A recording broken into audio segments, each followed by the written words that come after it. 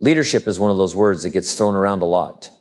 Books, seminars, management manuals, all telling you how to become a better leader. But let me tell you what I've found after a few decades of observing people, building businesses, and watching organizations rise and fall.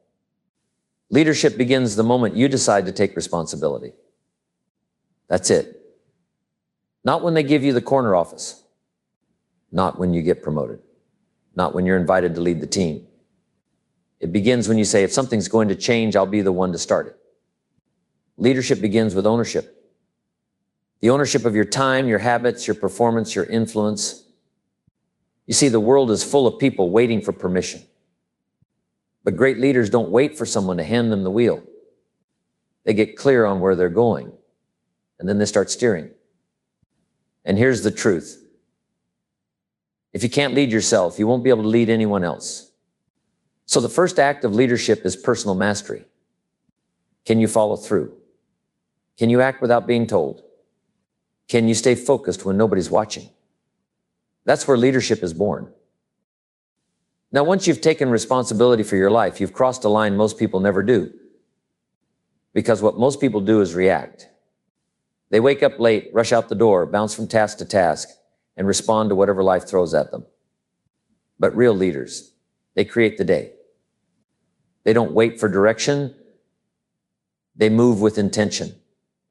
And let me tell you something. That kind of focus is magnetic. People are drawn to someone who knows what they're about. That's what gives you presence. Leadership isn't just what you say. It's what you exude. It's how you carry yourself, how you speak, how you think. It's how you treat the people around you, especially when things aren't going well. So here's the question. What kind of energy do you bring into a room? When you walk in, do people straighten up? Do they feel a little more hopeful? A little more certain? That's leadership. You don't have to make a speech to lead. You just have to be someone others can rely on. And that begins with being someone you can rely on. Here's something I learned early on. People will listen to what you say, but they'll follow what you do. You can't just talk leadership. You've got to live it. You want your team to be more focused. Then you show up focused. You want your family to be more patient, more present, more disciplined. Then you be the model. And here's the hard truth. That takes work. That takes consistency. Leadership isn't built in a moment. It's built over time. It's built in the small things day after day. How you handle stress. How you treat the person who can't offer you anything. How you respond when things go sideways.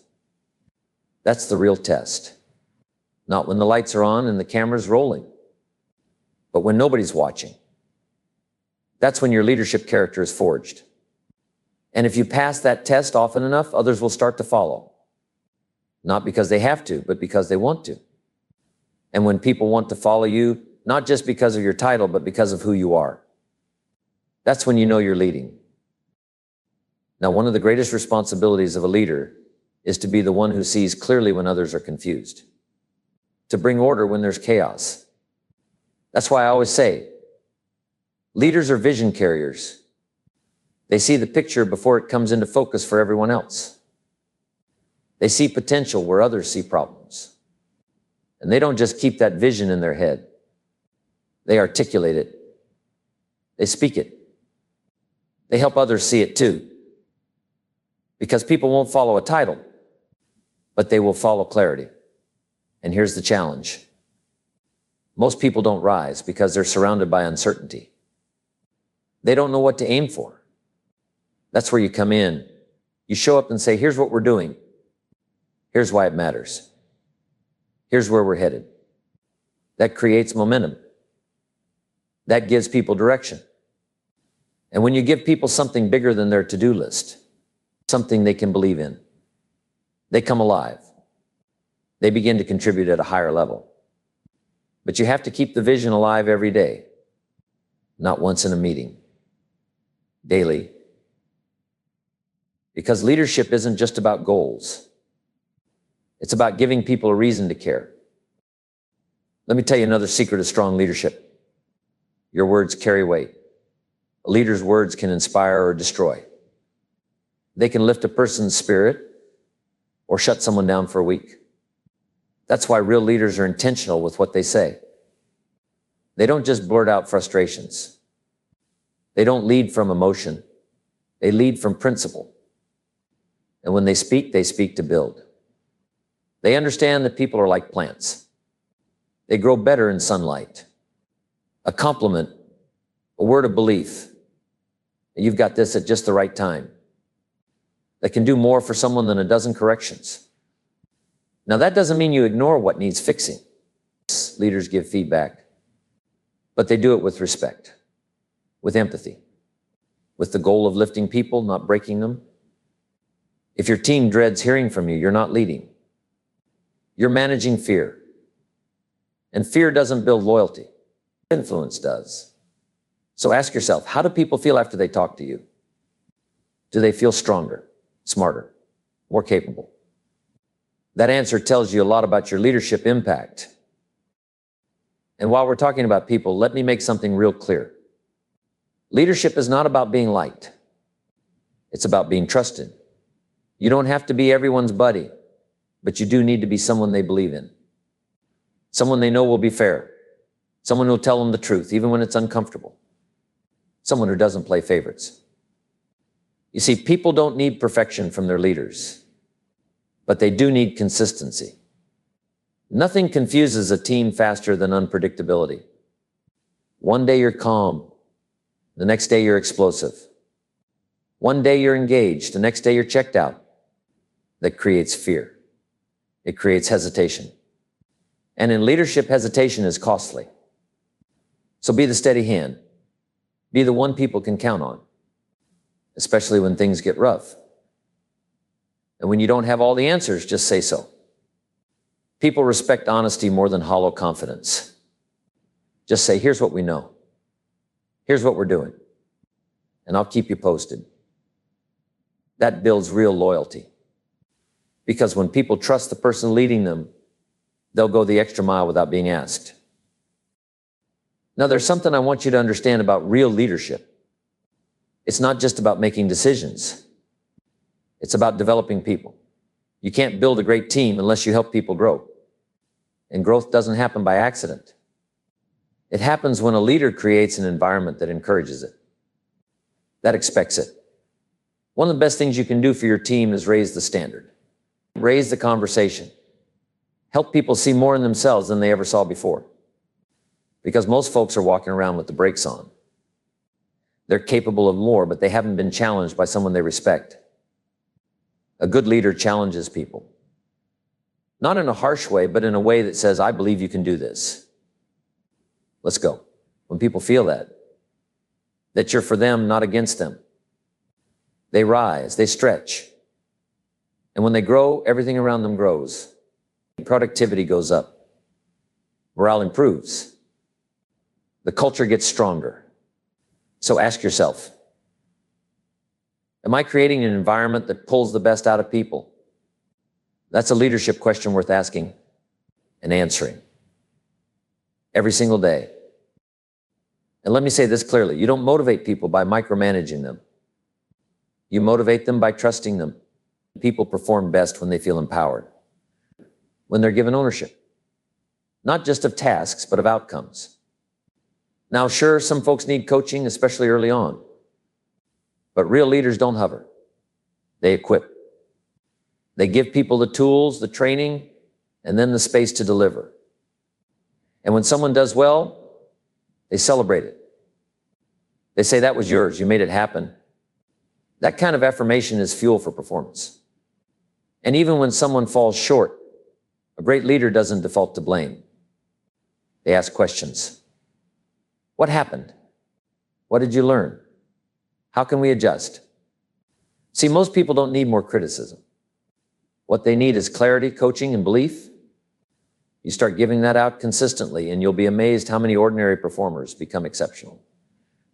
Just because you change the way you led them. That's real influence. That's how leaders multiply results without doing all the work themselves. Let me also remind you, leadership is a long game.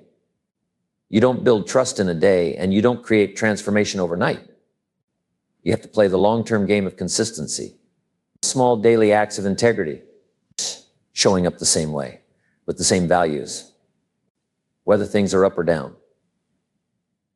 And that includes accountability. Because great leaders hold people to standards, but they do it from a place of principle, not pressure. They say we're better than that. That's not how we operate here. And they model it themselves. Because nothing kills morale faster than a leader who says one thing and does another. So if you want to build a culture that performs at a high level, you've got to go first. Lead by example. Be early, be prepared, be respectful, be excellent. And do it when nobody's watching. That's when your leadership really counts. When there's no audience, no applause, just you and your own standards.